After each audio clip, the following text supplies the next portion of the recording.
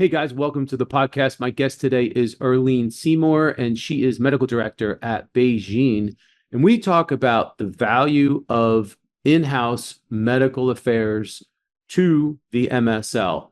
It's an awesome conversation. We really haven't touched on anything close to this in the last 4 years. So I think you guys are going to enjoy it. Don't forget to follow me on LinkedIn and look for announcements for MSL Talk Live, which is once a month. It's a panel discussion. It's basically a live version of this podcast with a panel and my guest, Julie Chen. So check those out. Listings are on LinkedIn. Thanks for joining us. Welcome to MSL Talk with Tom Caravela, a podcast specifically designed for MSLs and all things field medical.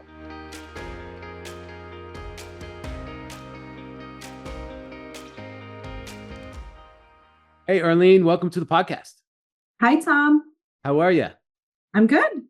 Well, thank you for doing this. I know you're traveling and you're out and about, but I am excited to talk to you. And guys, just little backstory. So you guys know one of my favorite podcast guests, Paul Ward, came to me and actually introduced me to Erlene. And she has this amazing idea that we're going to share with you. But before we get into that, Erlene, why don't you do an introduction and tell everybody who you are and where you're from?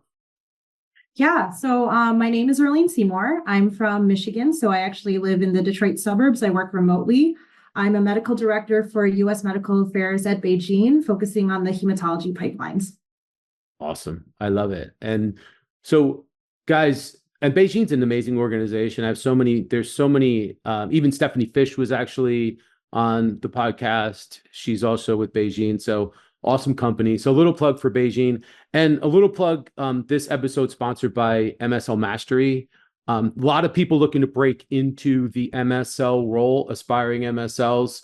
Go to mslmastery.com. Check out the Aspire MSL program. That is an online course that teaches or actually walks you through the steps of how to land an MSL position. So it was created by myself and Sarah Snyder, who is my partner. In the Aspire MSL program, we're seeing some tremendous success. So if you're looking to break into the MSL role, check out our program. It's awesome. We'd love to work with you. So, all right, Erlene, why don't we get into this? So let's start from the beginning. Tell us about your early days and how you made the transition and why you made the transition into industry. Sure. So I was and still am a hematologist. So my very beginning was actually being a doctor in academics for a very long time. I did training at University of Michigan. I looked at Carmel's Cancer Institute. I was there for 4.5 years. And so I treated a lot of CLL and lymphomas. And to be honest, if you had asked me the same question about 10 years ago, I would say, this is my job. I kind of went through med school. I'm going to be a doctor, really like CLL and lymphomas, done. Clinical investigator, also did outcomes research.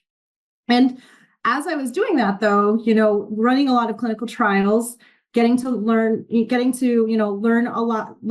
see a lot of MSLs, getting to look at protocols. Also in outcomes research, I used to use SEER and single institutions, but also learning about these bigger real world data sets. I think as I was in academics, there was always a curiosity to me about what is that? Where is that field going? Or just getting little hints of how industry and drug development work. But in academics, you're in academics until you're actually collaborating with industry and getting any kind of window into what that work is like. So there was always a little bit of curiosity with industry. It was never if you had asked me, 10 years old, I want to be a doctor. I'm getting out of med school. I'm going to be the best hematologist ever. It was not at the top of my list of I am going to industry. But as I got into my career, it was one of those curiosities. Just I can tell they're doing innovative things, and I want to know more about that world. But was waiting for an opportunity. Yeah. So I love that. I always love to get with folks like yourself the backstory, but I'm also interested, and I'm sure a lot of people listening are interested in, what was the transition like for you? Was it difficult? How did, obviously, it's not easy breaking into industry, especially not now. But back then, when you made that transition, how did that go?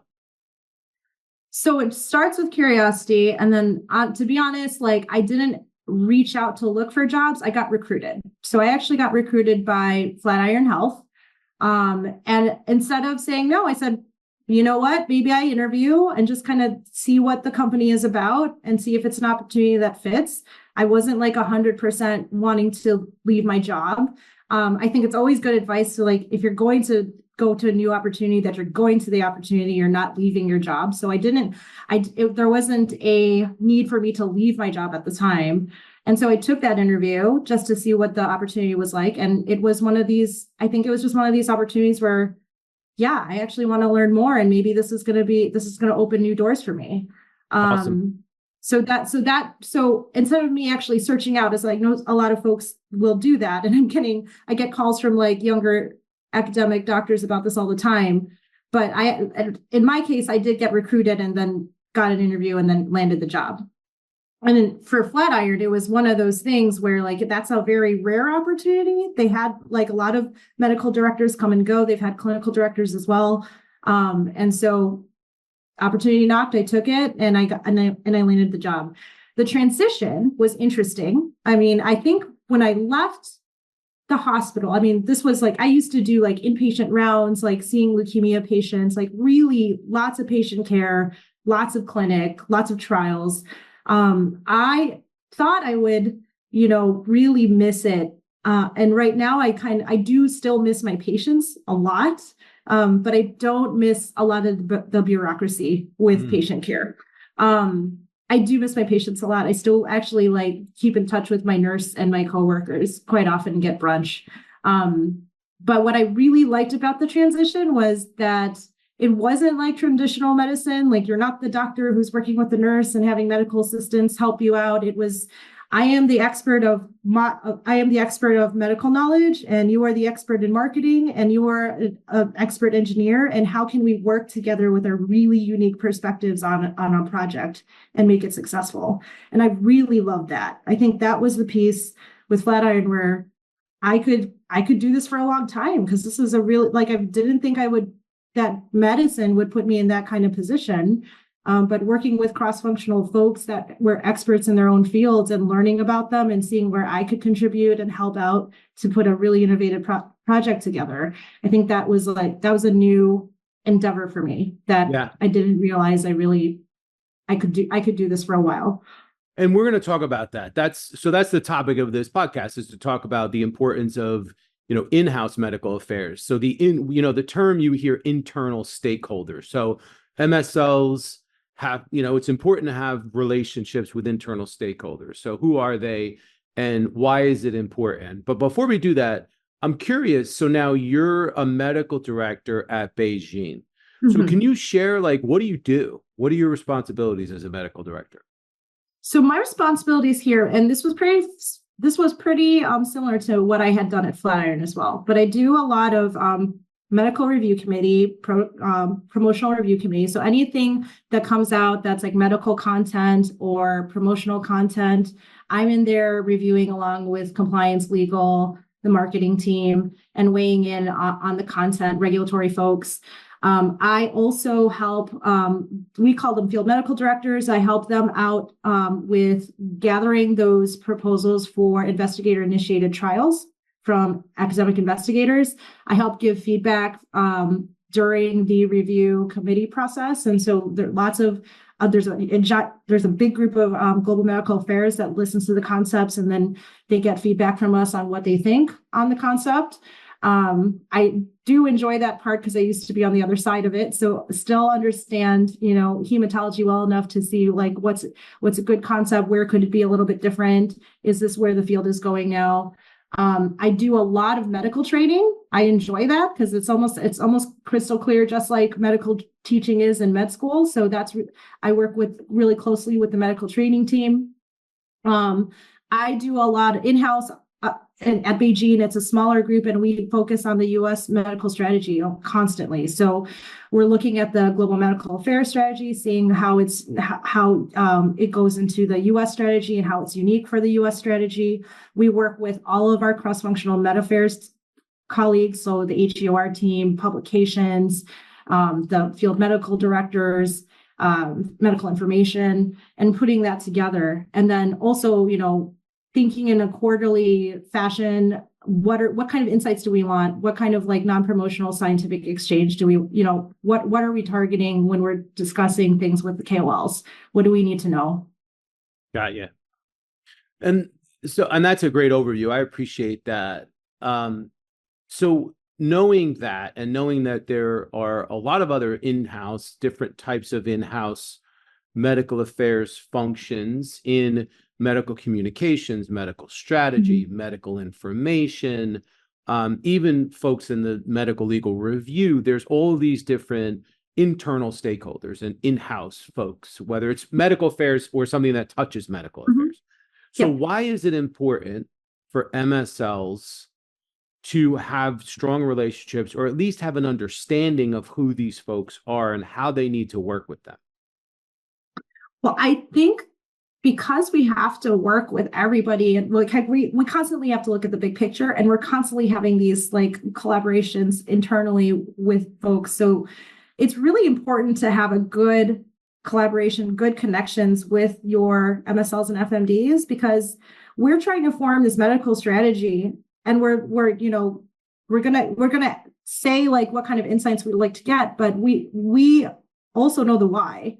And so let's say, there's a field medical director, and then we focus on these topics. Like, what's really good about having a good connection with us is like, if you have any questions on the strategy, like, is there a reason why we're focusing on these two diseases or these two topics more so this quarter, and then it changes the next quarter? I think it just makes everyone's job easier and more, at a high quality when you're connected with like the why of the strategy. And also, I think we work really well with the FMDs, because there may be like working groups internally where we need like either their specific expertise, or they're connected to KOLs with specific expertise, usually both. And we're bringing them into those like important internal groups. And so there's a lot of things that are happening both externally and internally. If you've got a good relationship with your in-house team, like, it could open opportunities. It can also, you're more connected to the overall strategy. Like, it's always good to know the general why. Yeah, and it's like a lifeline. I mean, it's your internal posse. It's your support system in a lot of ways. So knowing that there's this in-house internal support system that exists, what can you tell us about the value? Like, how is that support system of internal stakeholders valuable, not just to the MSLs, but also to the organization?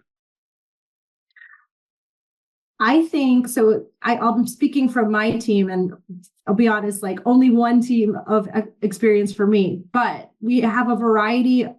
We have people of different experiences. And so like my counterpart had been an MSL for a long time before he got in-house. I report to Todd Zimmerman, and he had been an academic physician for a long time, and then on several other industries until he got to BeiGene. It's our experiences that really help. I think with me, I was literally like, you're facing KOL just a couple of years ago. And so I still understand like what those conversations are like, and what I thought were like, what exchanges I thought were meaningful, what exchanges that I felt were scripted.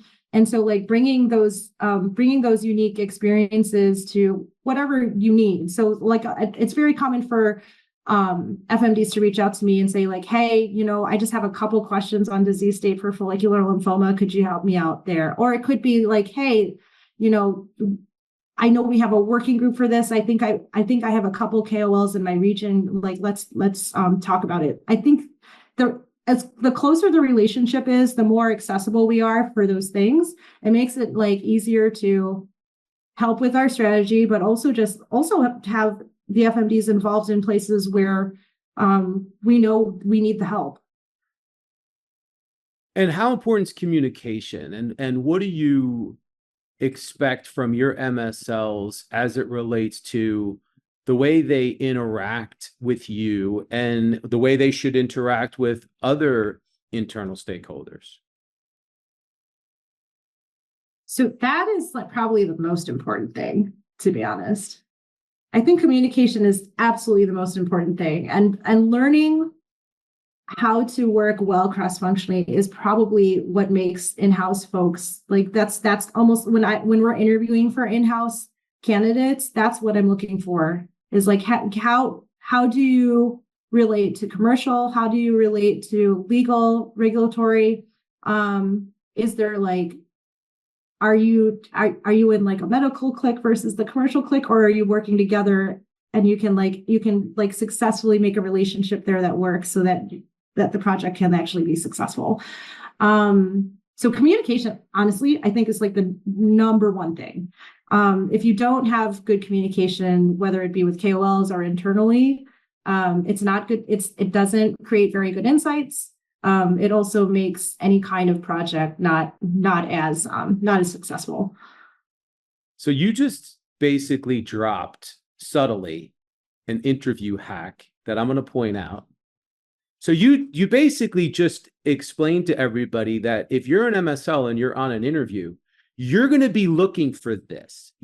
So we hear things like, well, we want a team player, but this is taking it a step further in that what you're actually saying is you don't just want a team player, you want somebody that has experience and is strong at developing strong internal relationships with their internal stakeholders as well as external. Is that accurate?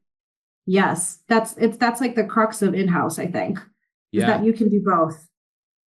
So I think that just hearing that is important if you're interviewing with somebody who is an internal stakeholder. I mean, clearly that's the message that you want to get across, that you have the experience in developing those relationships, but that you understand the importance and use words like communication, all the stuff that we're talking about. Mm-hmm. Genius. I love it. Yeah, I didn't even think of that angle, but that's an important one. You know, as a recruiter, everything comes back to the interview, right? Everything comes back to the hiring scenario. I can't help it. That's just what I do. So thinking about smaller companies, okay, there are bigger internal medical affairs departments, the bigger the company. What if you had a small biotech? How is that different? Because I have to imagine they don't have the same internal stakeholders that a large company. Yeah, so I have not had experience with that specifically. However, I could see where that could be both good and bad. And the good is you're the jack of all trades and you're almost forced to make those cross-functional relationships happen, right? Because you've got so many hats. You're going to have to work with marketing directly. You're going to have to work with all your, departments. It's you're medical. So, you're building the plane and flying it at the same time, but that is also really good experience. So there's candidates out there that's how they were kind of like put in that in-house role. They weren't in it, like they weren't necessarily like an MSL first, or maybe they were part of a small company, and that is actually part of it's almost like learning by doing, unfortunately. But that is invaluable if you can do it and you can be successful at it. That's an incredible experience. In terms of the other kinds of support, like I was saying, I had the clinical experience of being an academic KOL. It could be a small company, but I guarantee you, like, there's not going to be just the medical doctor in medical affairs. There's the medical doctor in clinical development, and maybe they do know a lot about lymphoma. Maybe it could be like that person who has the clinical experience or a small training nurse, PA, PharmD, what have you. But the kind of experience that you need to get, your questions answered is probably still there in your company. They're just not necessarily in medical affairs. But I do have to say, like, if you are literally, I am medical, it's like, well, I don't have very much support, but you are gaining that experience. That's going to be, again, the number one thing is communication and working with different people. Yeah, and I think one of the rules that applies regardless of the size of the company is just develop relationships with as many people as you can. Exactly. And I'm not just talking about MSLs. I'm talking about anyone that's in a professional role. You should be nurturing and developing and growing your relationships with your internal colleagues, whether whether that may or may not be a direct line of someone that supports your function or not. It could be somebody in HR or someone that you interact with on the benefit side.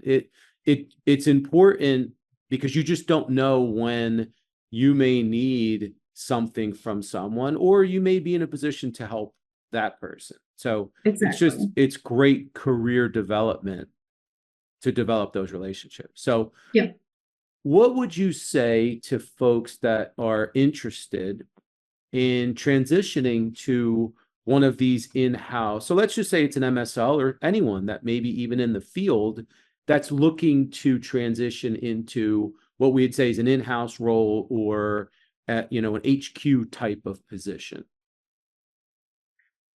I would say, like, if you really want to try to get a medical strategy position, the first thing is to like really understand the role, right? Because especially in a bigger company, you want to know the difference between what does in-house strategy look like in medical affairs versus what does early development look like, what does clinical development look like.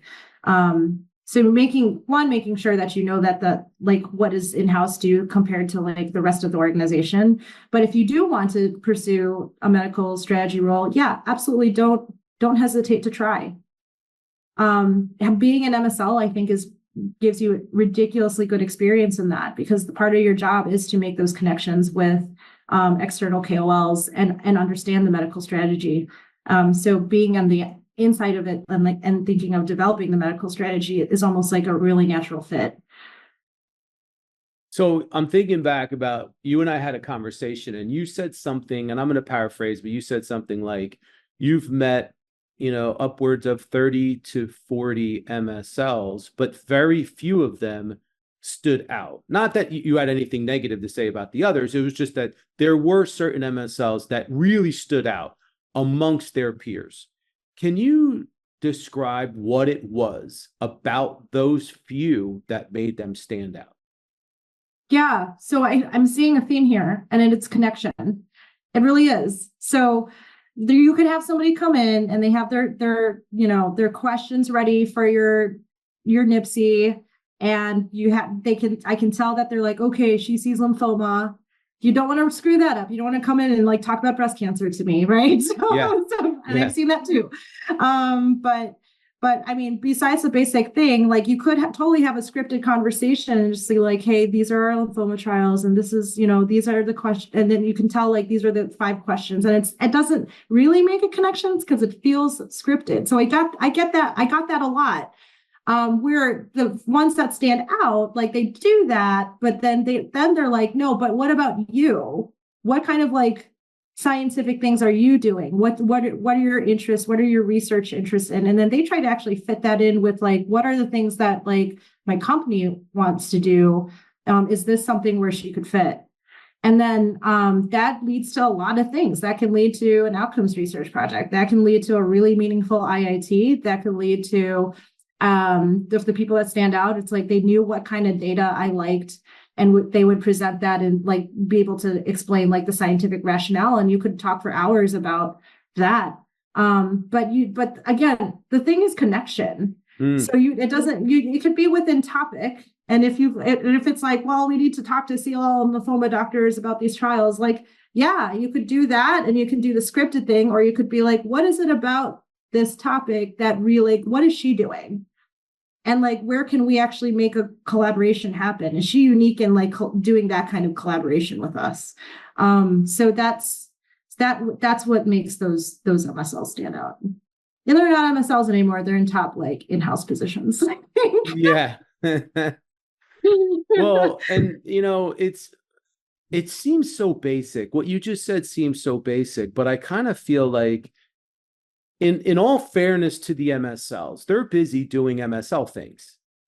And they may be looking at this internal support system in such a way where it's just part of their job. They're just doing business. It's kind of transactional. Mm-hmm. So what I'm hearing you say is step outside of the transactional part of it and work on the relationship and make a Yes. connection. Mm-hmm. And that's how you stand out. And, if you guys have listened to this podcast long enough, you know that I'm big on the positive psychology side of the equation. And it's a lot about how do you make the other person feel? We all make others feel something. How do you make that person feel? Does that person feel energy from that interaction with you? Do they feel connection? Use the word connection. Do they feel connection with you? Yep. Do Yeah. they feel invigorated by you? Like, wow, that person's really organized. That person's a go-getter. That person's really positive. Or do they feel drained? Do they feel like you just sucked the life out of them because you let them drive for everything that they're worth, but it wasn't a great experience for them? So am I overstating this, or is that? No, that's absolutely right. I mean, like, I think making a connection, and it doesn't, I mean, for me, it was both scientific, but then also like a personal connection. Some of these MSLs I'd see like over a long period of time, and it's okay to like have those like personal connections too. It's almost like dating a little bit. No, it is. But it's true, because then you stand out because you're actually making like a connection in a relationship, and you understand their needs and your needs and where you can connect. Yeah. Well, I hope this resonates because I think it's really important. And I think that, again, I'm going to be clear about this. I don't think that there's this intentional nature to not making the connection. I just think it's one of those things where, oh, I need this person for this, or I have to talk to this person, or, and it just becomes transactional, and it's not. But I hear what you're saying, and I think that that's amazing advice. So what other general advice would you have for MSLs nowadays? Well, I would say like definitely make a connection with your in-house colleagues. Like I like our team. We don't try to keep ourselves on like a high tower away from folks. Mm-hmm. We're always available. And so like think of us, and as we think of you guys as colleagues. And so like don't hesitate to ask questions. Don't hesitate to, we've got eyes on the whole strategy. We're working with a lot of different folks. And so that could be one, it could clarify something that's confusing, and two, it can open an opportunity. So like be colleagues with your in-house team.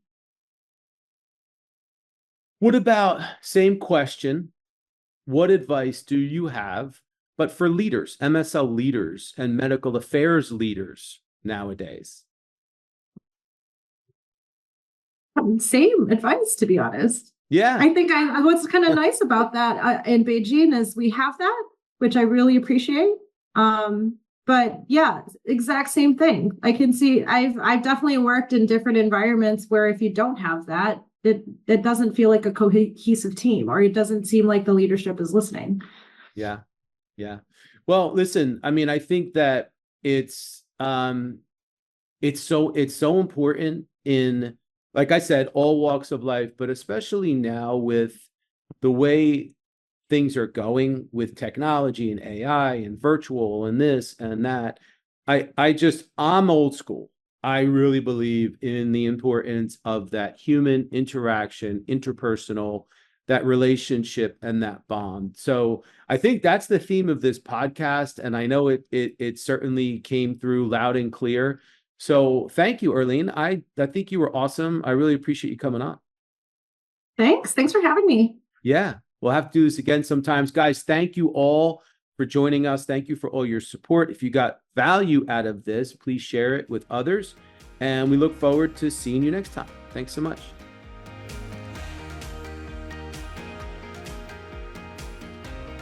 Thank you so much for listening to the show. And if you enjoyed it, please subscribe so that you don't miss an episode in the future. And feel free to leave a rating or a review or a comment.